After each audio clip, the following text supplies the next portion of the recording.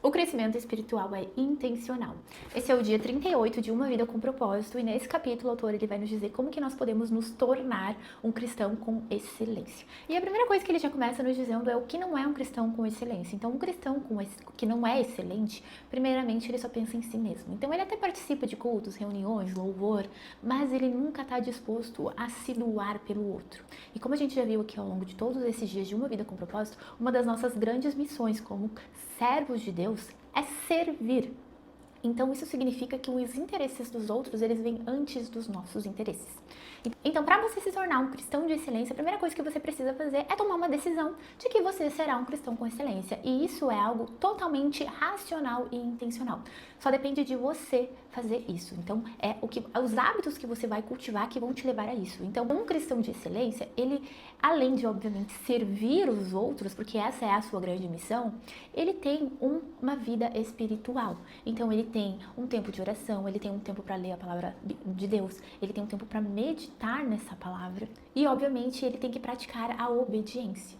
Então, sempre que a gente vai orar, se a gente for olhar o próprio Pai Nosso que Jesus nos ensina, seja feita a tua vontade e não a minha. Então, é tirar a nossa vontade, é colocar as nossas vontades de lado e colocar que seja feita a vontade de Deus. Então, um cristão de excelência, ele vive em obediência. Obviamente que isso não é fácil. Obviamente que em alguns dias você vai ser melhor, alguns dias você vai ter algumas recaídas em alguns pontos, mas a questão é de tomar essa decisão de começar, recomeçar e buscar fazer isso todos os dias da tua vida. Pode ser que alguns dias você não consiga cumprir isso, mas a questão de ser um cristão com excelência está muito mais voltada com a tua intenção. Então, se você buscar isso de forma intencional, você vai se tornar um cristão por excelência. Então, mais do que ler a palavra, meditar na palavra de Deus, fazer orações, ir até uma igreja, ir até um culto, você precisa também praticar a palavra de Deus. Não tem coisa pior do que uma pessoa, um cristão, que age como se Jesus não existisse.